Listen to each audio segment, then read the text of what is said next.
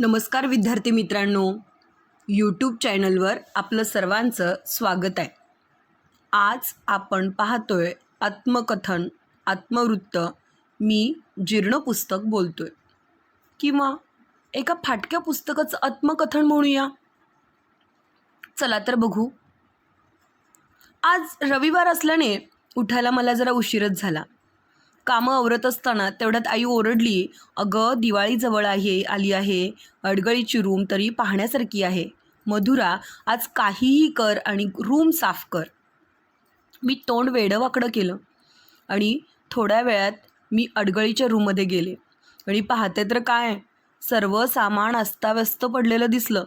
एका ठिकाणी प्लास्टिकच्या बाटल्यांचा ढीग, तर दुसऱ्या ठिकाणी पेपरची रद्दी. एका कोपऱ्यात तर जुन्या पुस्तकांचा ढीगच ढीग. थोडक्यात काय म्हणा की तिथं पाय ठेवेना की बघवेना. आवरायला कुठून सुरुवात करायची माझं मलाच समजेना. आणि तेवढ्यात एक आवाज आला.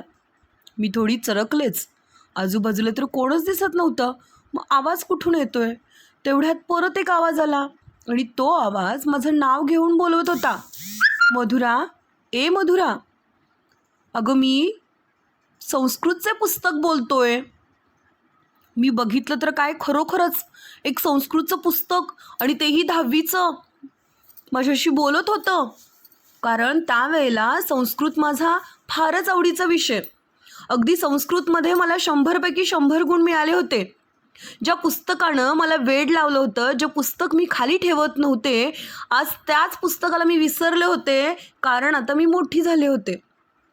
त्या पुस्तकाची आज अतिशय दयनीय अवस्था पाहून खरंच मला वाईट वाटलं. ते पुस्तक मात्र मला विसरलं नव्हतं, तर आता माझ्याशी बोलू लागलं होतं. आज माझी ही काही अवस्था झाली आहे, त्याला पूर्णपणे तूच जबाबदार आहेस बरं.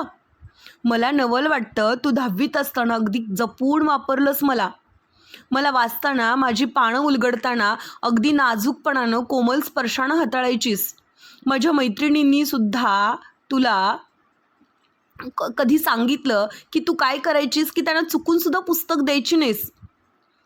मला फोल्ड केलेलं तुला आवडायचं नाही. आज माझं एक आणि एक पान फाटलेलं आहे.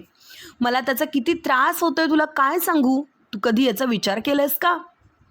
माझ्यामुळेच तुला ज्ञान मिळालं. माझ्यामुळेच तुला संस्कृतमध्ये पैकीचे पैकी गुण मिळाले. आता माझं काम संपलं म्हणून तू मला असं अडगळीच्या रूममध्ये टाकून दिलंस. म्हणजे तू मला फक्त कामापुरता मामाच बनवलंस की. जोपर्यंत माझी गरज होती तोपर्यंत मला छान वापरलंस, आणि आता माझी गरज नाही म्हटल्यावर मला टाकून दिलंस की. तुम्ही माणसं ना अशी स्वार्थी आहात. जोपर्यंत तुम्ही एखाद्याकडून फायदा मिळत असतो तोपर्यंत त्याच्याशी गोडगोड बोलता, त्याच्याशी छान वागता, आणि मग फायदा संपला की त्याच्याकडे ढुंकूनसुद्धा पाहत नाही. हे पुस्तक पुढं बोलू लागलं. मनुष्याची जात तुमची खूपच स्वार्थी, परंतु लक्षात ठेवा, तुम्ही असता आजन्म विद्यार्थी, आणि आम्ही पुस्तके तुमची सेवा करतो निस्वार्थी. फाटकं पुस्तक बोलतोय हे पाहून माझे डोळे पाणावले. मला भरून आलं. पाणावलेल्या डोळ्यांनी मी ते पुस्तक जवळ घेतलं आणि त्याची माफी मागितली. मी पुस्तकाला वचन दिलं की पुन्हा असं मी वागणार नाही. सर्वच पुस्तके, सर्वच वस्तू अगदी व्यवस्थित ठेवेन. माझे काम झाल्यावर देखील पुस्तकांची व्यवस्थित काळजी घेईन. तुला तक्रार करायला पुन्हा जागा देणार नाही. त्यानंतर पुस्तकाने देखील मला मोठ्या मनानं माफ केलं. मी पण स्वतःशीच निश्चय केला की परत असं कधीच वागायचं नाही.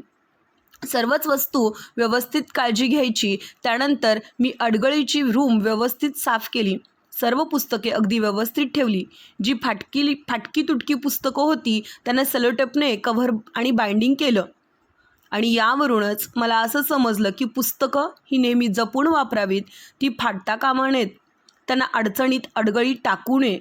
पुस्तकांमुळेच आपल्याला ज्ञान मिळतं. पुस्तकांमुळेच आपण विद्या मिळवतो. पुस्तकानेच आपण पुढं जातो. पुस्तकांमुळेच आपण खूप काही शिकतो. पुस्तकं आहेत म्हणून आपल्याला भूतकाळातील सर्व काही वाचायला किंवा अभ्यासाला मिळतं. भूतकाळातील दर्शनामुळेच आपण वर्तमान काळाशी त्याची तुलना करू शकतो. रूढी, परंपरा, चांगले वाईट हे सर्व पुस्तकामुळेच तर कळते. प्रत्येक माणूस आपल्याशी कोणत्या पद्धतीनं बोलतो हे आपल्याला कधी कधी समजत नाही, पण योग्य ते सांगण्याचं काम पुस्तकच करतो. आपण वर्तमान काळात कसे वागतो त्याचं मार्गदर्शनसुद्धा आपल्याला पुस्तकातून मिळते. भविष्याचा वेधसुद्धा पुस्तकातून घेता येतो. केवढे हे महान कार्य, आणि ते फक्त आणि फक्त पुस्तकांमुळेच होते. आणि तरीसुद्धा आपण या पुस्तकाशी अशी अवहेलना करतो. बरं का बाळा, पुस्तक पुढं सांगू लागलं, लोकांना वाचनाची आवड आता नष्ट झाली आहे. त्याचं कारण संगणक आणि दूरदर्शन आले आहेत. माझ्यावरचं प्रेम नष्ट होण्याचं एकमेव कारण म्हणजे तुम्ही आता मला अडगळीत टाकून देत आहात. हे जीर्ण पुस्तक तुम्ही अशा पद्धतीनं वापरता की परत त्याच्याकडं पाहतसुद्धा नाही. अरे, तुम्ही जर वापरायचं नसेल तर एखाद्या वाचनालयाला, एखाद्या गरजूंना तुम्ही दान करून का टाकत नाही? किमान त्याचं पुण्यश्रम तरी तुम्हाला मिळेल, पुण्यकर्म तरी कराल.